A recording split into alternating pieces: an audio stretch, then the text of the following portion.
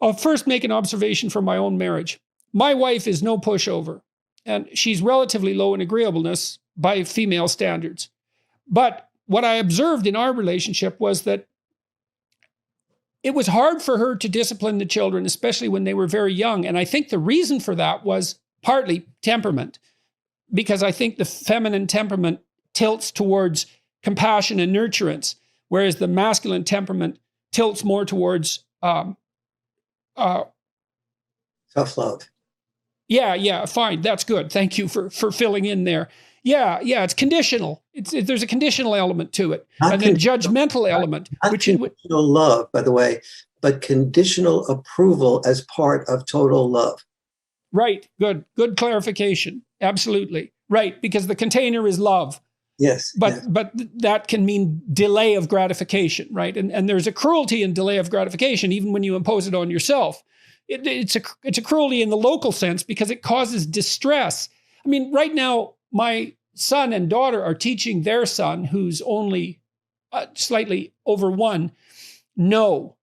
And I told them how to do it. So, for example, he sits at our table out in the backyard and he reaches behind and he's tearing the plants out of the green wall that's behind him.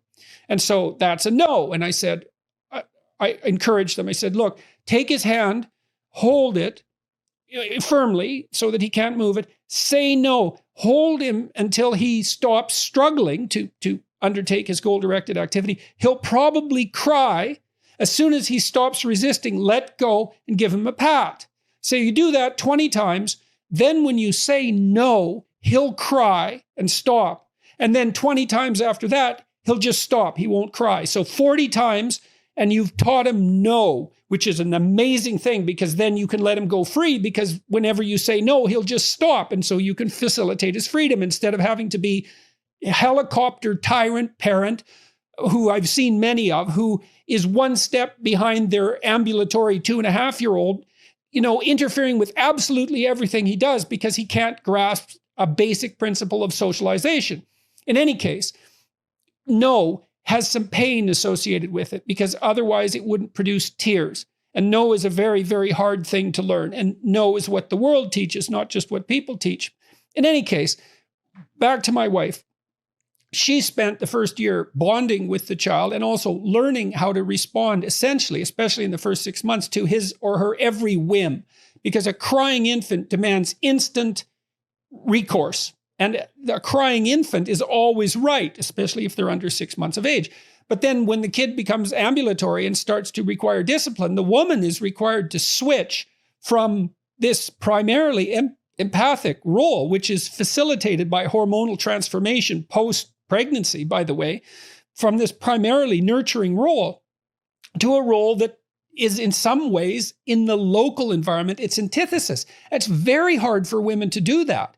And so my observation has been that they require someone else to bolster that element because it runs at counter purposes to what they're required to do in early infancy. And so, so delay of gratification, we're going to focus on that. And an example illustrating what you're saying, and this is hard data-based example that I talk about in the Boy Crisis, is the is bedtime. So what we know when we look at bedtimes set by mothers and fathers is that moms will set bedtimes earlier than dads will. Dads will set bedtimes later, but the children end up, when studied, going to bed earlier when they're with the dad than they do with the mom. And so why is that? What the dad will be more likely to do is say some version of like, okay, bedtime is 9 o'clock. And when you get all your chores done, when you get you brush your teeth, you change your clothes, you've done your homework, etc. And I see your homework and it's done well, then any time that you have between when you're finished, when your sister and brother are both finished, your homework, etc., that time you have to play or do or ask me to do whatever I want, read your favorite story, etc.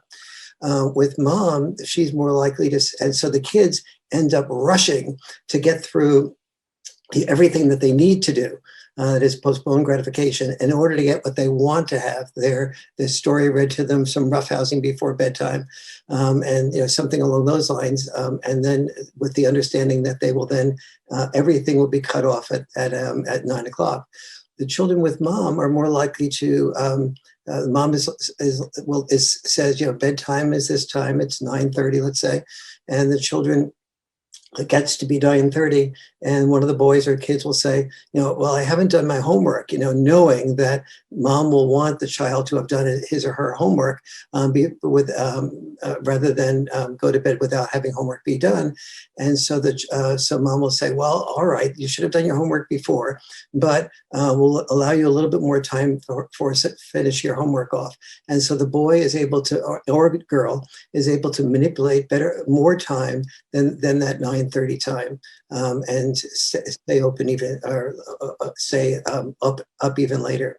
What the dad makes clear to the child is that if he or she does not, if they use up all that time and they haven't done the homework, and it's now 9 o'clock your bedtime, sorry, but you will not, you'll just go to school and not have your homework done. That's your responsibility to get that done by this point in time.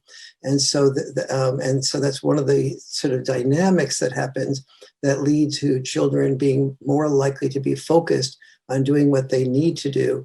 And also children brought up by mothers are more likely to be ADHD. If they're brought up predominantly by mothers, 30% of children are ADHD. That includes the average between boys and girls.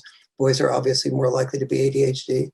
Whereas with fathers brought up predominantly by fathers, only 15% are likely to have ADHD, because you can see from those examples that the boy or the girl, the children, are required to focus on doing what they need to do, get that homework done, get their teeth brushed, before they get what they want to have.